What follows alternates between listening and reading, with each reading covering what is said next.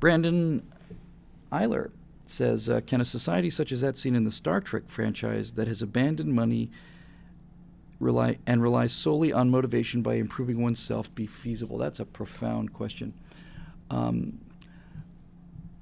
question is not could you abandon money in a Star Trek future, because once you have replicator technology, then the world is fundamentally different. That's not just a game changer. That changes everything. If you have the ability you're going to assume that you've got unlimited free energy, fusion or antimatter reaction or thorium reactors are perfectly good. They work just fine. So if you have essentially unlimited energy and you have the means of manufacturing things essentially out of thin air, then you have so much prosperity that you could make the case that money is essentially pointless, because the one thing that you would have a lot of replicating of in that future, and you don't see in the Star Trek show because it was too hard to produce technically. Star Trek was 1965 TV show with 1965 special effects and a limited budget. What you really need is, if you can replicate anything, you can replicate steak dinners, or you could also replicate a cup of tea, Earl Grey, hot, if you just wanted to sit around and ponder better men than you who had gone places you'd never been before and done things that you hadn't done. But if you can replicate stuff, you can replicate anything. So why not replicate some robots, and they can serve you stuff, and the robots can dig the ditches, and you don't see any robots in Star Trek, but robots would do the dirty work, right? So, but that's not what he's asking, and that's why this question's so interesting to me. People say Star Trek is socialism or communism because there's no money. It's not because there's no money. They have no money because there's essentially, it is the ultimate affluent society. We have unlimited energy and the ability to make whatever we want to. So they do. The question is, if they had abandoned money and everybody could do what they want to, and the whole purpose of Star Trek's philosophy is there are no criminals, there are no bad guys. There might be a couple space pirates, but they're just there for fun. Everybody gets to do what they want in life. Everybody lives to their full potential. There are no underclass, there are no unemployed, there are no poor, there are no uneducated, there are no violence. I don't think that's possible at all. I think in that sense, Star Trek is an incredibly utopian idea. And frankly, we have the proof of that right here. I was going to do a series called Adventures in Science, where I was going to get a computerized 1960 background, banks of computers with the tapes spinning. I saw a really cool 3D set for that. And I was going to do it with a little mustache and a white lab coat, and do it in black and white, and wrinkle it up and get that 50s music, and do it as a series of like 1961 predictions about the future. And I think that's actually an idea I might develop downstream, because you can be very ironic in a case like that. You can actually almost be heartbreakingly ironic. And here's the salient answer to your question here, Brandon. In the Adventures in Science segment I was going to do on computers, I would kludge it up. I would say, imagine a computer that is able to talk to a mainframe computer located downtown in the mega library, where your computer would be able to query the mainframe computer and get the answer to any question ever asked by humankind. All of human achievements, everything ever written, would be stored on this mainframe, and using a small device about this large, you would be able to ask it a specific question and get your answer. Imagine that. And then the irony would be, you would say, if that technology ever became available, that would be the end of poverty. Because if everybody had access to a machine that had that could access all of human information, there would be no more poor people. Because what would happen in a world of the future like that is that people might go to work as common laborers, but they would come home and spend the effort necessary to get a free education and become electricians or plumbers. And certainly people that were unemployed would sit down and use this device in order to give themselves college educations, teach themselves another language, learn how to become biologists, or so on. And this is the magnificent world of tomorrow that's waiting just around the corner for all of us. And that's heartbreaking, because the internet is proof that human beings are fallible, and the internet is proof that socialism will not work. And what I mean by that is, socialists have succeeded by convincing people that there is an underclass of poor and disadvantaged people, and that we have to take money from producing people and give it to them because they are so unfortunate. They're people who are less fortunate than us, and they don't have the skills that we do. There's nothing wrong with them, they just don't have the skills that we do. Well, we live in a world now where virtually every person in America, including poor people, I forget what the number of poor people who have a computer is, but it's in the 80s or 90%. Certainly, you can have access to a computer in this country without batting an eyelid. Virtually every poor person in America has a cell phone now. So, the proof that socialism doesn't work is the fact that the people who have access to free educations don't use that access for free education. We have the ability to train ourselves to become PhDs, take online courses for free. And we don't.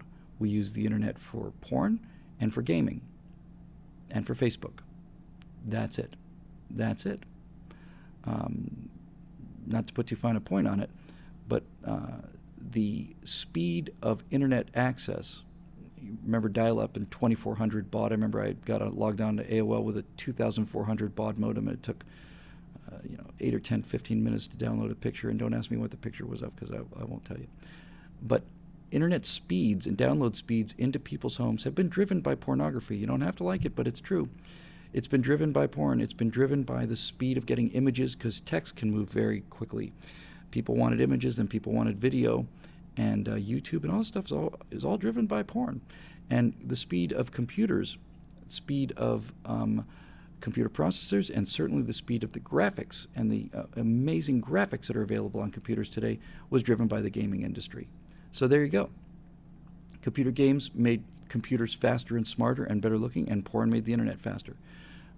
I don't know what the percentage of porn sites on the internet is, but it's something like 50, 60%, and something like that percentage of the total bandwidth.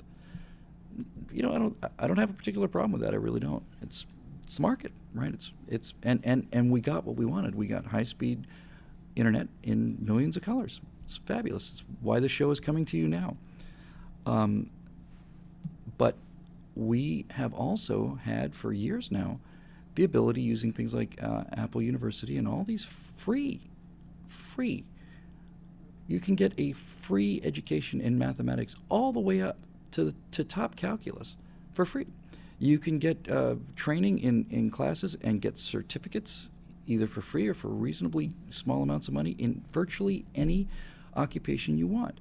And people who sit at home with nothing to do have computers, and they update their Facebook page, but they could be getting themselves an education and the training they need to go out and become highly paid individuals who will never be out of work again. And they don't. They don't do it. And they don't do it because it's human nature not to do it, because people are generally lazy. I've been out of work for 4 or 5 months at a stretch. I've lived in friends' garages because I was so broke. And I didn't go to work because I was an editor. Now, I could have gotten a job at McDonald's, but I didn't do it. I never took any government handouts, but I did live on generosity of friends. And I'm here to tell you that once you've been out of work for a couple months, the idea of going back to work is almost intolerable. It's just almost intolerable. Very hard to do emotionally. Even when I was working as an editor back about 10, 12 years ago, there was a writer's strike or something, and everything shut down. I was an editor. I was working every day. Excuse me.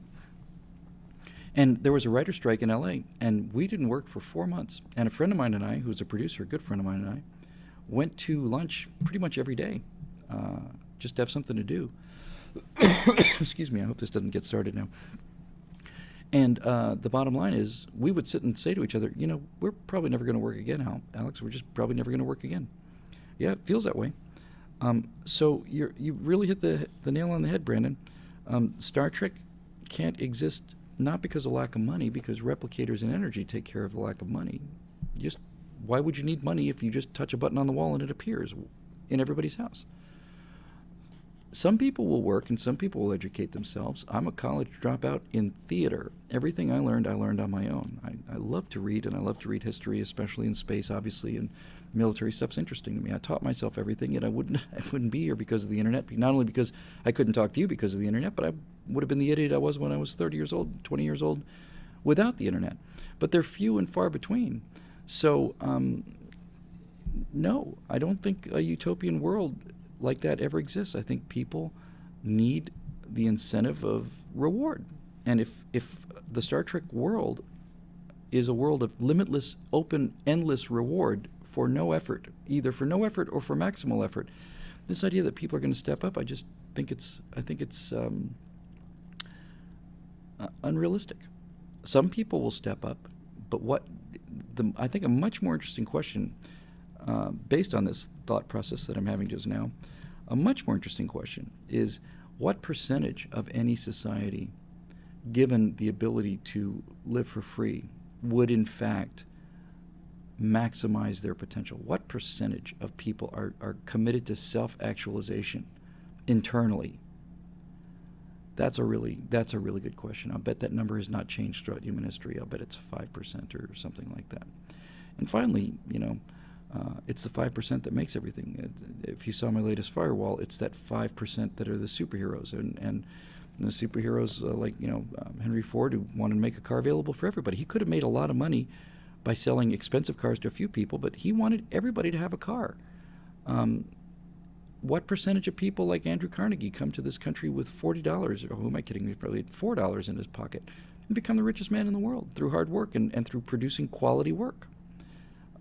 And Vanderbilt and all these guys. These are the people that make life interesting, and the reason that the world has changed and become so much richer has been almost exclusively because America exists as a place where those people can have an opportunity. And they're taking away the opportunity in America because they don't like the fact that if you invent something that everybody wants, like an iPhone, and everybody's ready to give you money for it, no one's taking their money at gunpoint, then some people are going to get very rich, and the people who can't do these things can't stand that. So they gin up this resentment about the money and don't talk about what you got for it. What did you get for this? Oh, a life of ease and solitude, of security, and a life of endless food and endless entertainment. And now a guy's got more money than I do because he provided this, because he made this thing possible. I've had one of these for 6 or 7 years now, and ever since I've had one of these, I've never been bored. I've never been bored once. I've never been bored at a train depot. I've never been bored on an airplane. I've never been bored at a gate waiting for an airplane. I've never been bored. Ever since I've had one of these, I've had something I could do. And that's of enormous value to me, and it's of enormous value to everybody. So it's a really interesting social question. Brandon, thanks, and hope that did something to answer it.